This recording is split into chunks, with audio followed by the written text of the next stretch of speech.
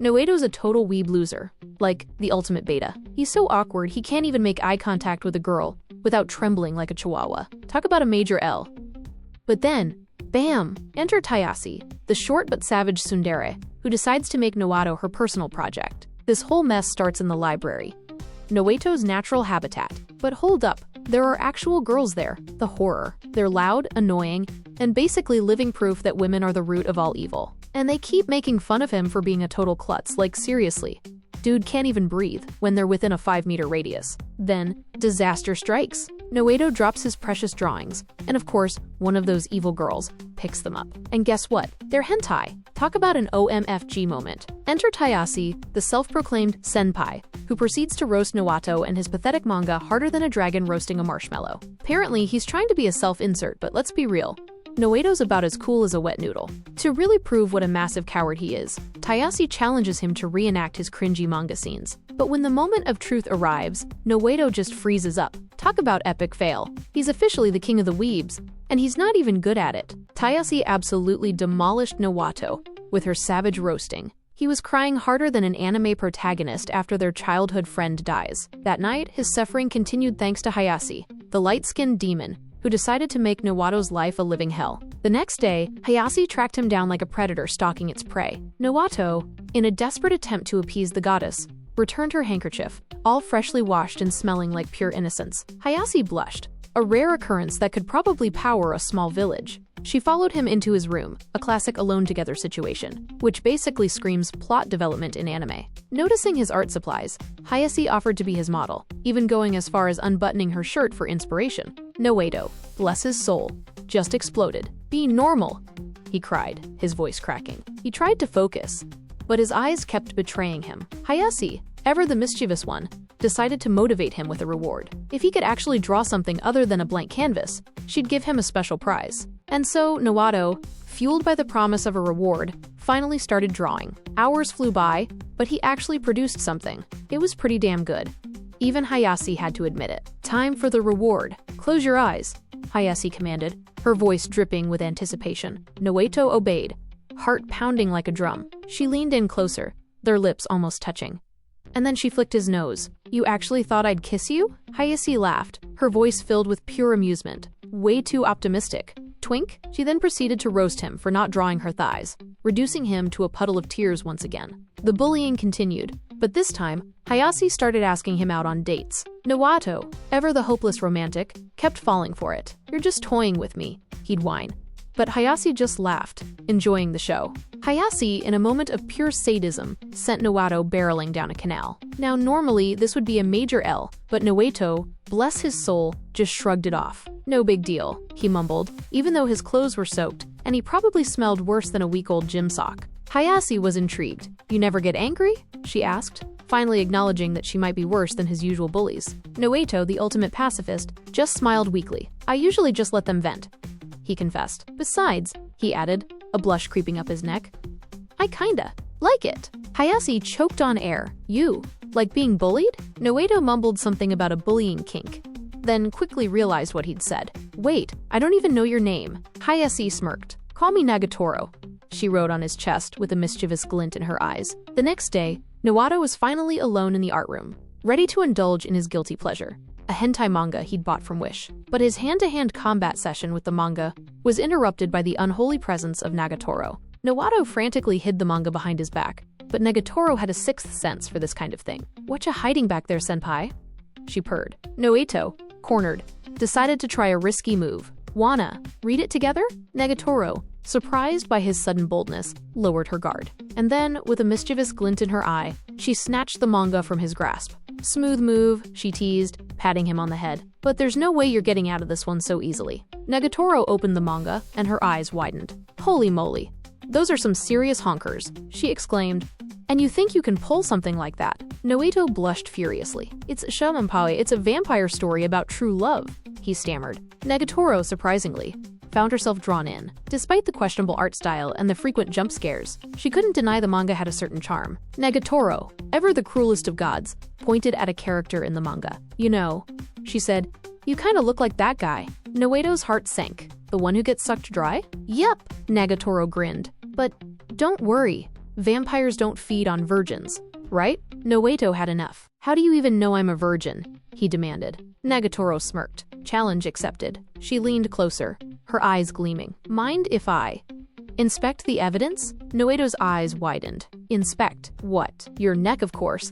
Nagatoro purred, her canine teeth glinting menacingly. It's just a little bite, like a mosquito. Won't even hurt. Noeto, despite knowing better, found himself frozen in place. Nagatoro lunged at him like a zombie from Left 4 Dead. You're my prey now, she hissed. What if someone sees us? Noeto stammered. Nagatoro ignored him, her fingers tracing a path down his neck. She leaned in closer, her breath hot on his face. Ready?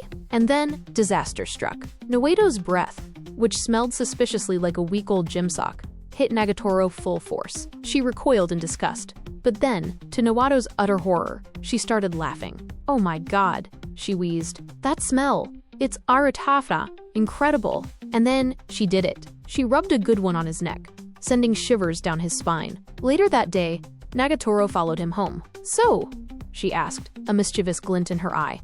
First time? Noeto's face exploded into a tomato. First time. He stammered, his mind reeling. This was his first time.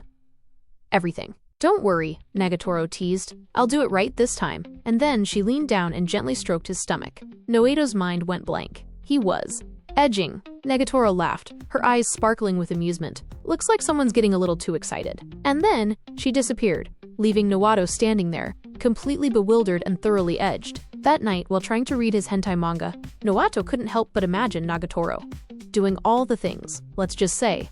His imagination ran wild. The next day, Nagatoro appeared once again, ready to torment him. Today, she announced, we're playing the melon guessing game. Noeto blinked. Melon guessing game? Simple, Nagatoro explained. I hide a seed in the melon, and you have to find it. And the prize? Noeto asked, already regretting his decision. You get to ask me to do anything, Nagatoro replied, a mischievous smile playing on her lips. Noeto shuddered. I'm not into groping melons, and there's no way I'm winning. Oh, but there is, Nagatoro purred. And the prize is much more interesting than you think. Noeto's heart started pounding. He had a feeling this game was going to be a lot more hands-on than he anticipated. Noeto realized he held the ultimate trump card, the do-anything ticket. He could finally put an end to Nagatoro's reign of terror, or surreal.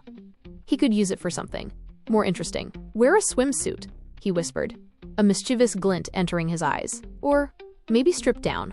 He quickly dismissed those thoughts. Focus, Noeto, he muttered to himself. This is about freedom. Freedom from Nagatoro. The game began. Nagatoro, with a smug grin, launched the melon at the wall. It bounced off, hitting 2 targets in a row. Bullseye, she declared triumphantly. Noeto stared in disbelief. That wasn't even close. Nagatoro ignored him, instead using the melon as a makeshift Roomba, rolling it around the floor. Stop it, Noeto cried. I give up. I give up. Nagatoro stopped, a mischievous glint in her eye. Too late, senpai. Now it's your turn. Determined to get his revenge, Noeto closed the distance between them. He reached for the melon, aiming for the light switch. Time's up, Nagatoro declared, pushing him away. See ya later, loser. And with that, she vanished, leaving Noeto to lick his wounds. Feeling defeated, Noeto retreated to his favorite spot, the local ramen shop. But fate, it seemed, had other plans. Nagatoro and her friends, along with 2 equally unfortunate guys, were already there, engaged in a disastrous double date.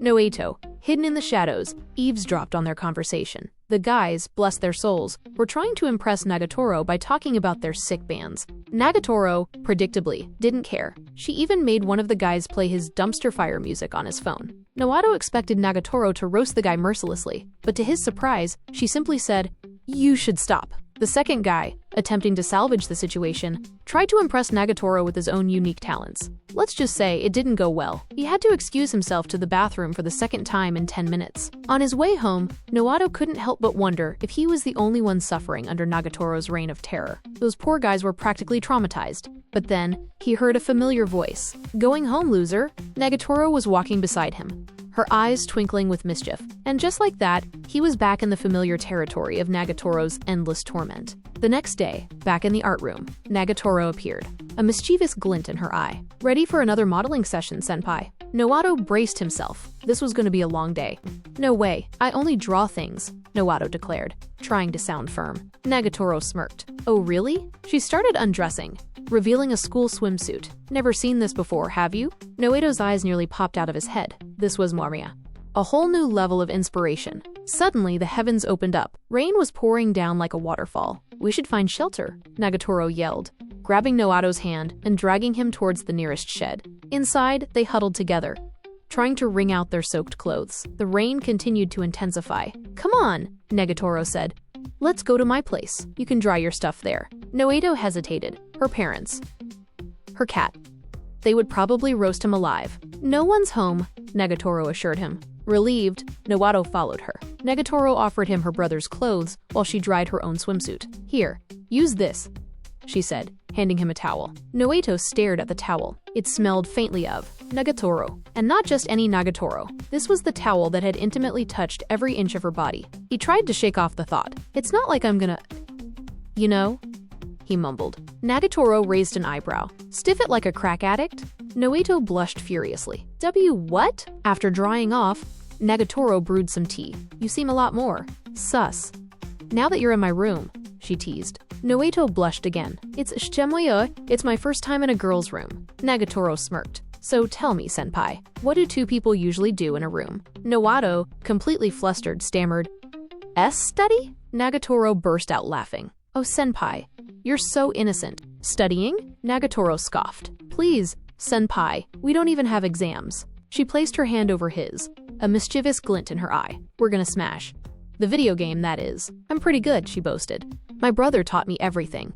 Noeto, fueled by a lifetime of repressed anger, unleashed his inner beast. He absolutely demolished Nagatoro, achieving Ego Moment 37. Nagatoro, surprisingly, was actually annoyed. Show off, she muttered. Noeto felt a pang of guilt. He hadn't meant to crush her like that, but after all those years of bullying, a little revenge felt good. The next round began. Noeto, still riding the high of his victory, continued to dominate. He was about to land the final blow when Nagatoro unleashed a sonic boom, her laughter echoing through the room. Noeto, momentarily stunned, lost his focus and promptly lost the game. They continued to play, losing track of time. Finally, the rain stopped. Thanks for letting me stay, Noeto said, feeling a strange sense of warmth. Nagatoro smirked. Don't get used to it, senpai. This is a one-time thing. The next day, Noeto found himself in a predicament. The cafeteria was packed, except for a table occupied by Nagatoro and her friends, the same girls who had mocked his drawings. He could feel his anxiety spike. This was going to be a disaster.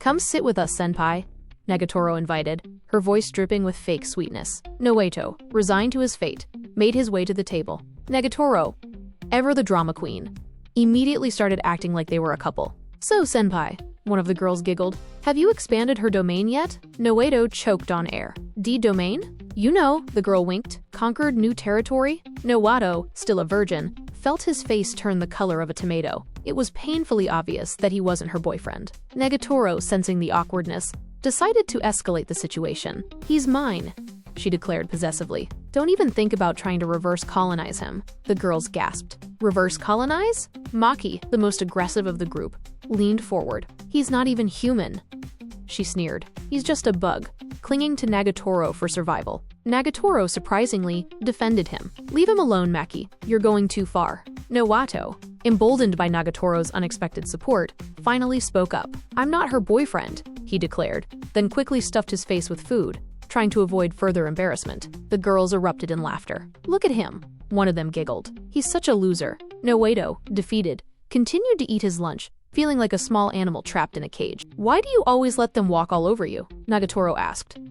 Exasperated, you should have slapped them. To demonstrate, Nagatoro slapped her own cheek dramatically. Noeto, however, instead of slapping her back, burst into tears. Nagatoro, thoroughly amused, decided to escalate the situation. She proceeded to roast him mercilessly for his pathetic display. Noeto, finally reaching his breaking point, snapped. He raised his hand and Hedalas slapped her on the wrong cheek. A couple of days later, while enjoying his lunch, Noeto felt a shiver down his spine. Maki and Yoshi, the two most annoying girls in school, were approaching his table. He braced himself for the inevitable onslaught of bullying. This was worse than facing Nagatoro. Maki and Yoshi, oblivious to Noeto's growing dread, sat down opposite him. Enjoying your lunch, loser? Maki sneered. Noeto, trying to ignore them, focused on his food. So, Yoshi said, We were talking about melons. Noeto felt a wave of nausea wash over him. Amazing, aren't they? Maki continued.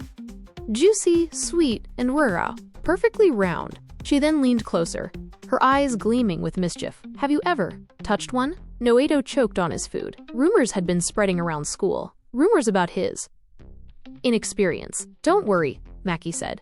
We can help you cure that disease. She gestured towards her chest. Feel them, she commanded, her voice hypnotic. Let the sensation consume you. Noeto felt himself slipping into a trance, like Alex Mason in Black Ops. He lunged for the door, but Yoshi grabbed his arm. Not so fast, she hissed. And then, to Noeto's utter horror, Yoshi forced him to touch Maki's buns. Prepare your eyeballs for a barrage of cringe, cause I'm unleashing a whole lot of vids just like this one. See ya in the next one, Baka. 100 likes, and I'll unleash the next chapter of this glorious train wreck.